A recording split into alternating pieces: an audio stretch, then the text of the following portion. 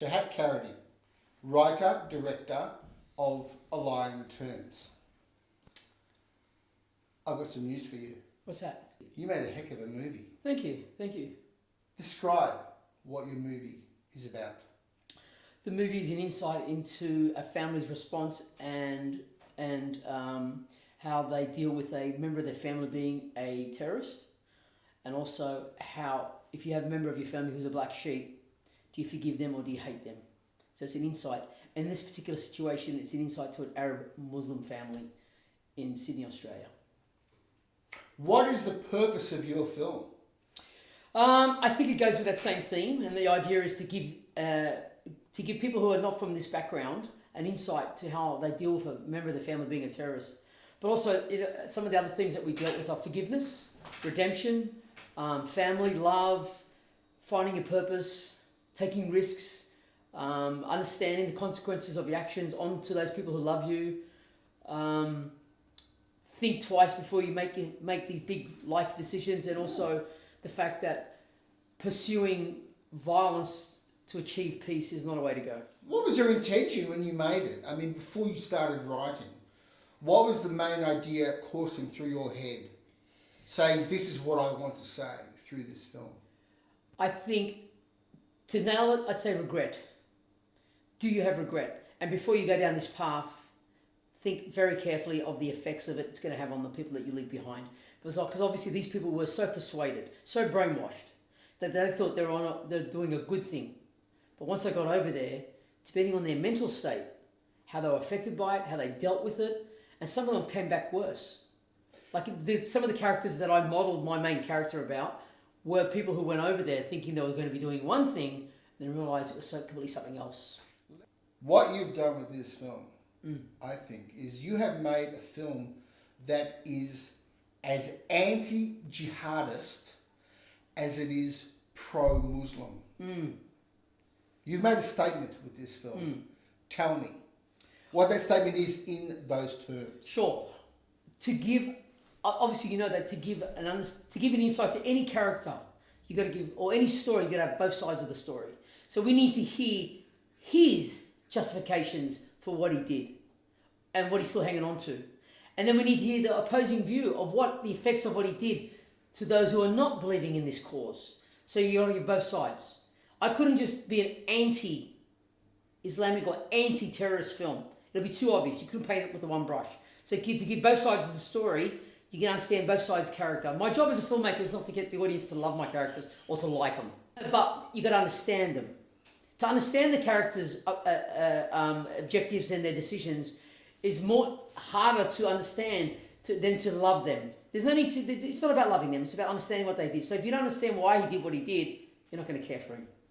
So once you understand, that's why the first 26 minutes is so important, because you get to hear his side of the story. And he's saying, I went over for this reason and for that reason, for that reason. Now, when you come down to it, religion somehow, at a certain point in his life, benefited.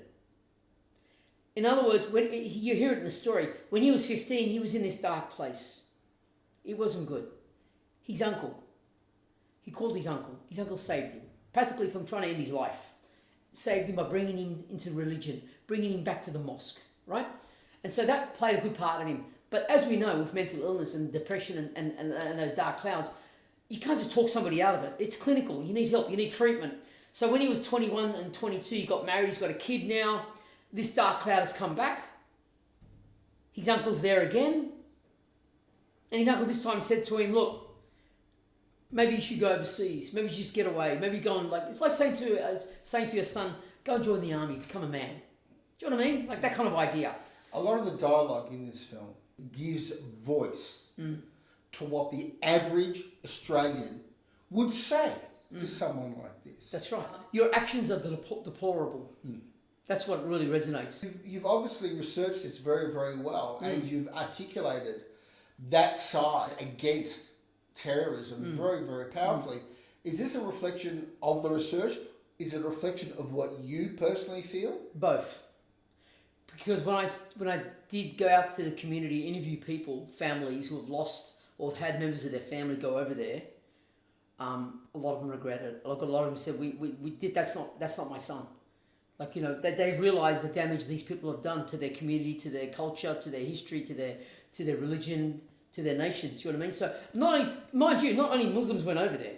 There were a lot of different nationalities. There were a lot of converts that went over there, especially in England. You had white English boys converting to Islam and going over there to fight. You had people from Yemen. You had Christians. You had Druze from Lebanon going over there. So there was all these different religions and cultures going over there. It wasn't just Muslims. And so the idea that these people going over there and creating some sort of caliphate, having the permission to create the caliphate is a bit suspectable because, hang on a sec, yeah, you did create that little caliphate in northern Syria and whatever. You were allowed to create that, but if someone wanted to take you out and bomb you or target you, you're all there. A point that the film makes very, very clear is that your average Australian Muslim person absolutely hates and detests These people characters. these Totally, people, yes. and they totally hate and reject That's right. the terrorists and people who kill or perform any sort of violence in the name of Islam. The film makes that very, very clear. Is it designed as a corrective?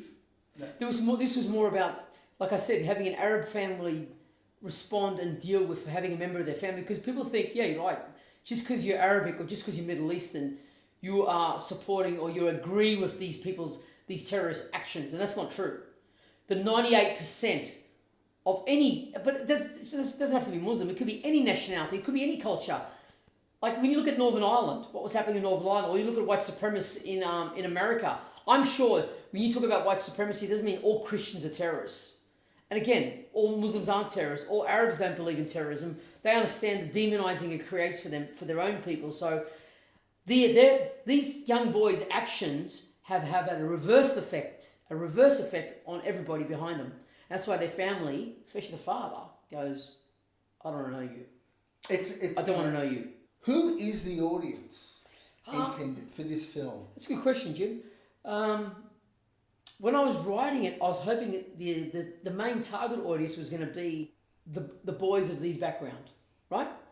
Primarily saying, hopefully these kids that see this film will go, oh, if I do go over and come back, this is what will happen. This is the effect to my family.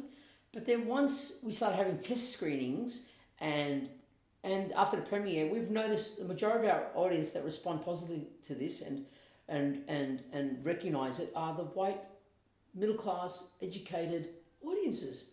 They've been overwhelmingly supportive. They've loved it. Out of all the Q&As I've done, all the screenings I've gone to, the majority of questions, the majority of people that stay back in the audience are white, middle class, older ladies, women, men. You know what I mean? From that background. And that wasn't intended. Not really, no. So what does that response say to you? Our audience are intrigued and very interested in these kind of stories. Yeah. And in the issue. Yes, totally. Okay. Yeah. So how long did it take you to research? And write all of it? Research and write, go. 2 years. I started with an idea. That was in 2015. Where'd that come from? I read an article in the newspaper up in Sydney about a guy who's just come back, and he'd been over there, and he'd come back and he was being interviewed by the Sydney Morning Herald, and he was on his front yard, and he had a little 1-year-old daughter in his arms, and he was talking about, this movement's going to go on. This is just the beginning, and there's this sort of jihadi group that we're involved with is going to continue on. We're going to expand and whatever. And if the Australian government give me my passport back, I would go over it straight away as well. I'd go back over there. It's like, what, you're holding this kid in your arm. There's a chance that you might not come back, so this kid will go out without a father. That doesn't make a difference to you. So I was astounded by that. And then there was another guy that went over there, and there was 3 of them that went over there together. And then while he was over there, he was calling his mother back because the federal police were tapping his phone, and he was calling his mother back, and it said, he was saying, "How, Mum, I'm scared. I want to come back. This is not what I came over here for. They're making me. I'm doing things that I really feel uncomfortable. I want to come back home. Can you please arrange some money for me to come back?" And when he arrived, they grabbed him straight away. And there was a picture of him going to court, and that's how I found out about him. And then there was a 4 Corners program called Gangster Jihadi about Khalid Sharoof in Sydney. He was a bit of a standover man. He had mental health issues. And ironically, I only recently watched that. And in that, there was a video of him crouching down with some dead Syrian soldiers. and he was wearing shoes, and it said distinctive sand shoes. I went, how did that happen? That was a miracle. So it took you how long to write? From the idea, the gestation of the idea to the final screenplay of shooting, 2 years. 2 years.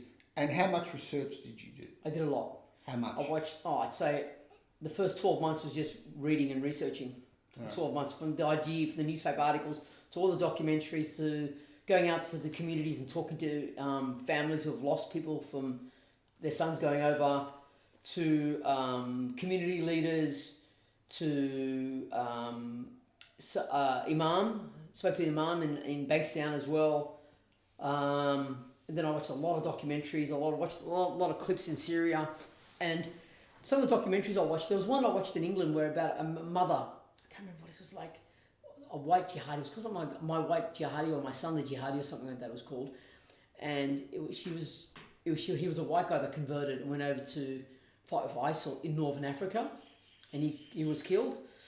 And the mother was still holding on, like, that's not my son, I just can't believe what's happened to him. And she says something like, I sometimes I look up to the sky and look at the moon, I think that's the same moon that my son, wherever he is seeing that moon. So those little moments from all that research really gave me substance for the story and the characters.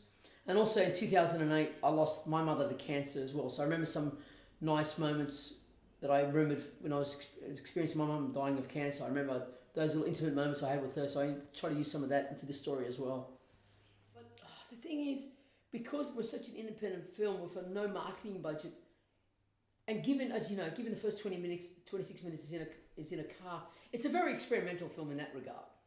Like you don't get a film where the opening scene lasts that long inside a car. I mean, the only films that I can remember that did that was a film called Day and Night, a Danish film, where a guy's in a car and he's driving around because he's about to kill himself that day, and he drops his daughter off, and then he sees his wife, and then he sees his mistress and stuff. Do you know it? It was on SBS about 14 years ago called Day and Night. And then obviously the one that Tom Hardy did in his car. Oh, that's a great film. Yeah, that's it. Yeah. Okay. Why did you start the film off in that way? You could have covered the same material. You could have covered the same exposition by having them meet in different locations, over a drink, over the phone, whatever, rather than just in the one location. Why did you decide to have the opening sequence in one locked off location? Originally, it was going to be a play, a one-act play, 2 actors sitting on a car seat on stage, and then every time they were going to interact with another character, they're going to walk off that seat, go to the side, deal with that person, come back and sit in the car, right? So as I was writing it, it was going to be a play, 26 minutes, which got its own 3-act structure, would you believe? The beginning is about where you've been, what have you done to the family, I can't believe all this. And the middle act was about politics, religion, jihad and all that, right? And the 3rd act is what really happened to you. Remember your childhood and the effects of what happened to him, right?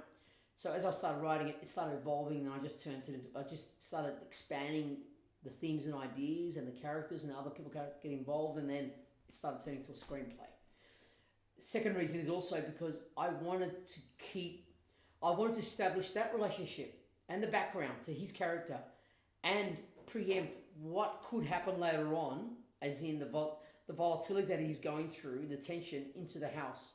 So I wanted to establish that 26 minutes in the car first off, which once he leaves the car, there's so much at stake once he goes into that house. And only he knows that. Only the brother knows the stakes that are involved, how volatile his brother is. But he also knows that he needs to save his brother, save him up here, by bringing him into the house, and hopefully the mother can talk him and bring him back to us. Hence the title, A Lion Returns. Now, what's the life of this film going to be? Do you have a distributor yet? Yeah, we've got Bonsai Films as our distributor, and also we're being assisted by Filmic Presents as well, doing some selected screenings. Okay. Special screenings, yeah. You're telling me that this film has no marketing budget? No. This is an ongoing problem with Australian film. Now, this is an ongoing peeve of mine, that your film, like a lot of other really good Australian films, are going to be released with no public profile.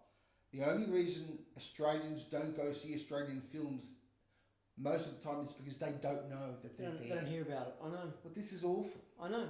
I go to the screenings and people walking out of the cinema going, "Oh my God, everyone in Australia needs to see this film, but how come I didn't hear about it? How come no one knows about it?" Well, tell us why. Because, okay, for a start, our shooting budget was crowdfunded. I crowdfunded the money because I didn't go through I didn't want to go through the funding bodies because it takes too long. And too many people start getting involved. So I just thought, you know what? It's such a 2-location, simple film. Let's crowdfund part of the shooting budget. So we raised about $47,000 just from the Possible campaign. And then we had 2 investors. One gave us 10, the other one gave us 15. So the 15 plus the 47 was part of our shooting budget. And the other 10 we created, I bought a new laptop and editing software so we could edit the film as long as we wanted at my place, which was the offline edit, right? And then we realized to finish a film, that's not enough. You need to create a DCP, which needs a proper sound mix, which needs sound design, which needs grading and all that stuff. So we were stuck. That's why we shot this film 3 years ago. In 2017 we shot it. And it wasn't finished till like June or July last year. And it's been waiting for release. And so as soon as I cut the film in offline, low res, I realized I was getting quotes from anything from $120,000 to $390,000 to finish it properly. Well, we didn't have that money. Every time I applied for post-production funding, we kept getting knocked back. So until Steve Jagger got involved, he said, "Sir, I've seen the film, I've seen the rough cut of it, I love it. I can get you a loan from Headgear, but if you get the offset, you've got to give them the loan back. So we're going to be charged interest." So amongst all that, there was no market. We had no marketing budget. In fact, to get your film into cinemas costs you money. It costs money to get your film into cinemas because you need a publicist, you need to create DCPs, you need to create poster, a trailer, all that came in the package with Headgear. So we didn't have that money initially, so we had to borrow it. Yep. Well, that I got to say that's just an ongoing tragedy. I know. For a while, Screen Australia actually, I don't know if you remember Romulus, My Father? Yes. Eric Bana? Okay, I think Richard Roxburgh directed that. I think he did. Yes, he did. Eric Bana film. Yeah, that's right. Yeah. I remember when that film was released, Screen Australia had this initiative, and they announced certain Australian films that were funded by Screen Australia, production funding, were going to get a little bonus money, like $250,000 for marketing. I don't know if they still got that. I mean, $250,000 is a good amount to market your Australian films. That'll get you trailers on television, on buses, all the media you need. Are there any TV ads for this film? Nothing. Not one TV ad? No. Yeah, you have online teasers though. No, we just had a trailer on YouTube.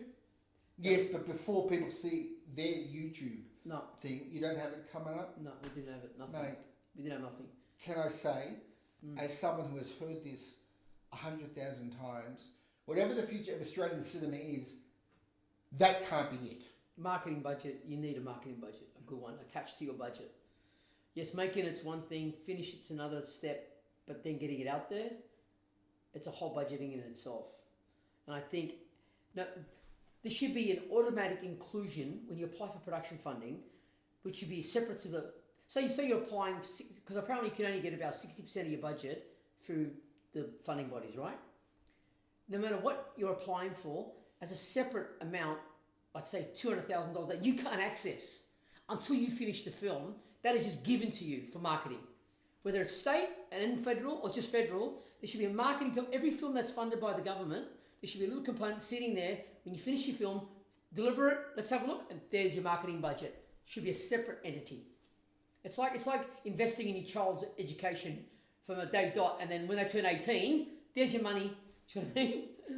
Something like that. I think the performances are very strong, but what would the film have been like if there were name actors in there, or if there were actors with huge experience? That's an interesting question. Yeah. I've never been asked that one, Jim. Well, I'm gonna develop that, Sure. and I'm going to now submit you to the Shembri challenge. Go. Okay? Go. Mate, I've seen your film. Absolutely thought it was a knockout film. Really terrific.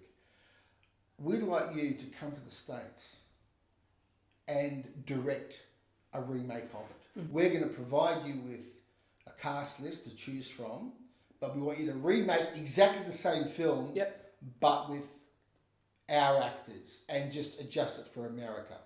A bit like Funny Games.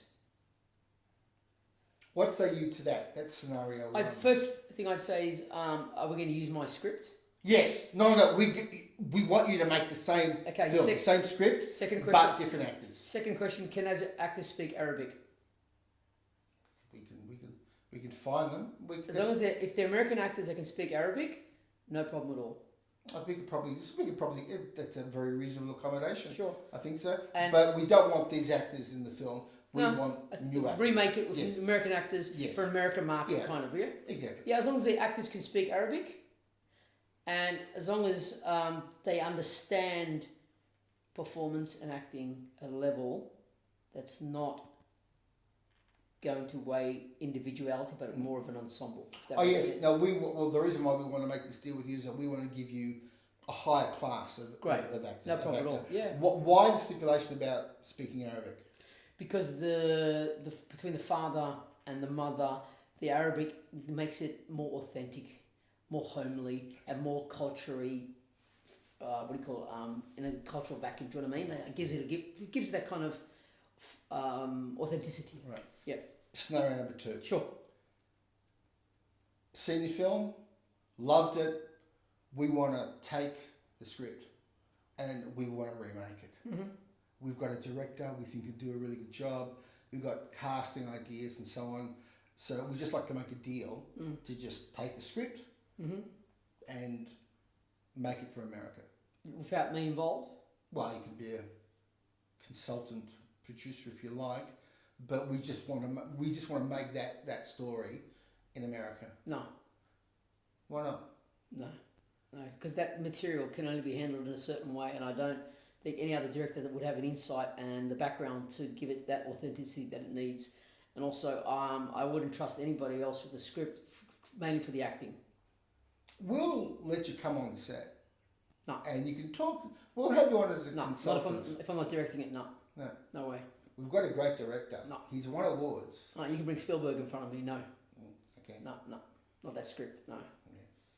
And that's because the material's got to be handled in a certain kind of level that it won't demonise Arabs and it won't demonise the other side of it as well. So it's got to be. That's what I'm saying. You've got to be balanced enough so the story's not one side or the other.